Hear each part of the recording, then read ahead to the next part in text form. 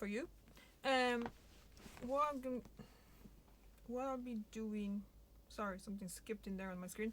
What I'll be watching today is This Is Why Ariel is the only Disney princess with a child. Honestly, I did not realize that. Weirdly enough, I haven't seen Little Mermaid in decades, I'd say. So, oh my gray hair there, like showing my Cruella de Vil side. Yeah. Okay, so let's just watch it. And here, and here. And that's not working. Okay, cool. As you know, most Disney princesses from the animated classics live happily ever after. Well, And those yeah. who got sequels to their movies, like Cinderella, do appear to be living happily. But did you ever notice that Ariel is the only one of the classic Disney princesses to have had a child that we meet in her sequel? In The Little Mermaid 2, Wait, there's Return a to the sequel? Sea, we all got to meet Melody, the daughter of Ariel and Eric. Melody is shown to be a girl who is full of spirits and for some reason finds herself drawn to the sea, with her constantly having dreams and visions of herself as a mermaid. Much like her mother before her, Melody ended up making a deal with a wicked sea witch who Okay. happened to be Ursula's sister. This deal would transform her into a mermaid, which I would don't want to inevitably watch that result now. in Ariel needing to save her. It was a fun idea for a Huh. movie, but was not received well by critics. The bigger Okay. question being asked about the sequel, and has been being asked for a while, is why is Ariel the only princess who has a child? This isn't to say that the other princesses didn't marry the person whom they loved and then went on to live a happy life. That's likely what happened to the majority of them. I mean, we Yeah, know but it's Aladdin just and we don't Jasmine know ended about up that they getting do married in have The King of children. Thieves, and Cinderella obviously ended up marrying Prince Charming. But why didn't any of them seem to have any children?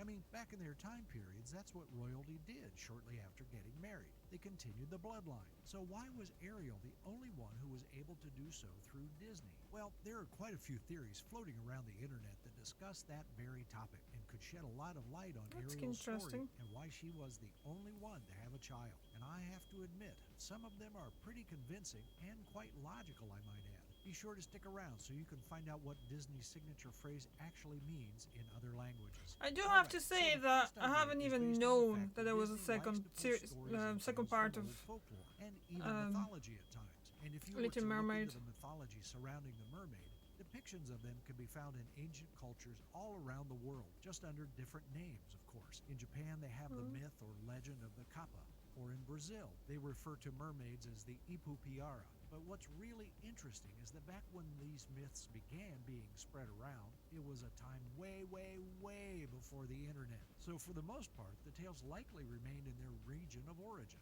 Hence, why some of each culture's myths would be slightly different. I mean, honestly, it's amazing to think about why all of these different cultures that had yet to interact all had the same style of monsters in their tales. And when you look at the concept surrounding the mermaid, it's just as interesting. In almost all lore for mermaids, they are depicted as these beings that are half fish and half human. But where does this concept come from? Well, for that, we're going to have to go back pretty far in time, all of the way back to ancient Mesopotamia. That As a is matter far. of fact, one Quora user pointed out that the first known myth of a mermaid might actually be why Ariel was the only Disney princess to have a child. You see, in Mesopotamian culture, there is a story of a mermaid who was known as Atargatis, a sea goddess who turned herself into a mermaid in order to mate with a land lover, as a pirate would say.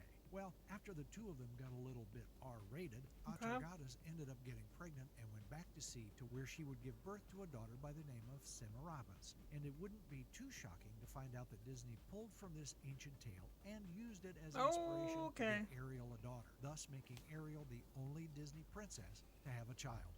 Now, from a I'm story really pink. point of view, that seems to make Oh, a that's lot from of the sense. screen, okay. But another user from Quora had different reasoning as to why they thought Disney decided to animate a daughter into Ariel's life. You see, they believed that it was all about expansion, and for a giant company like Disney, that definitely adds up, especially when you think about the fact that following the failure of The Little Mermaid 2, as it was not perceived well by fans, sort of changed up Disney's game in terms of the next few films they would release. All of the way through the 1990s and the early 2000s, Disney had this idea that expanding on projects, films, and franchises that they had already released was going to be their best way to get more popular. This is why it seemed like every Disney animated classic was getting a sequel, or sometimes two. Expand Really? on a brand that's already working, it just seemed like good marketing.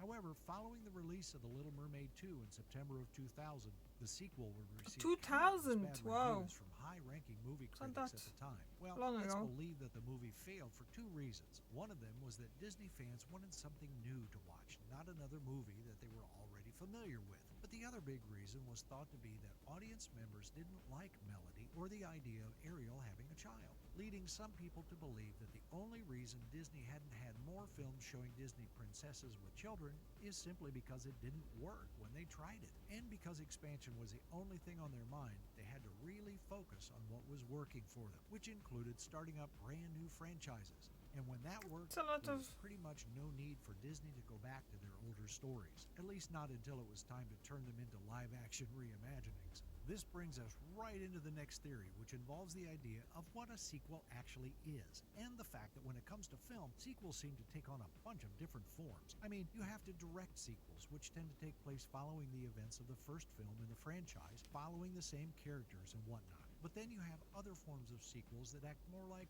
middlemen, kind of like Lion King 1.5.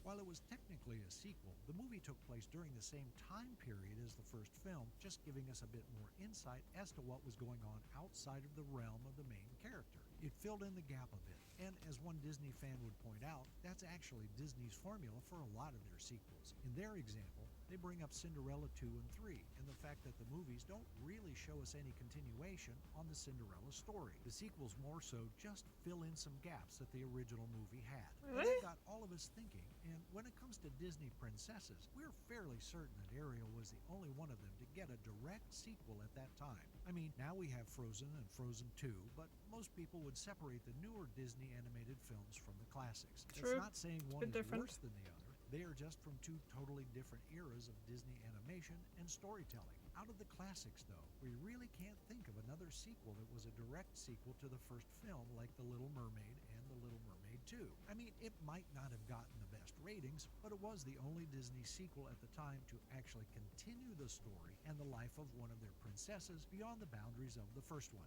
And I guess you could argue that Aladdin 2, The Return of Jafar, was a direct sequel to Aladdin, but is Aladdin really a Disney princess movie? I mean, I know it has one of the main Disney princesses, but the story centers around Aladdin as the focal point. So I think that would be the same as saying that The Lion King 2 was about a Disney princess. But if you guys can think of another classic Disney movie that had a direct sequel, please let us know in the comments below, because we can't seem to come up with any. Well, We'd if you love can't to come hear up with from you. anything, I Last won't but come not up with least, anything let's anyway. talk about the term happily ever after. Oh, yeah. Because one There's Disney more fan coming. on Okay. Reddit seems to think that the phrase we all know and love might mean something entirely different from what we all originally believed. As a matter of fact, it might only be the English versions of the films that the phrase reads like that. And by that, I mean that in countries where English isn't the first language that's spoken, which is a lot of them, the films are obviously going to be translated into the preferred language, whether it be with subtitles or by dubbing over the voice acting with different voices. Either way, the words are going to be altered in some way to make it enjoyable for the audiences all around the world.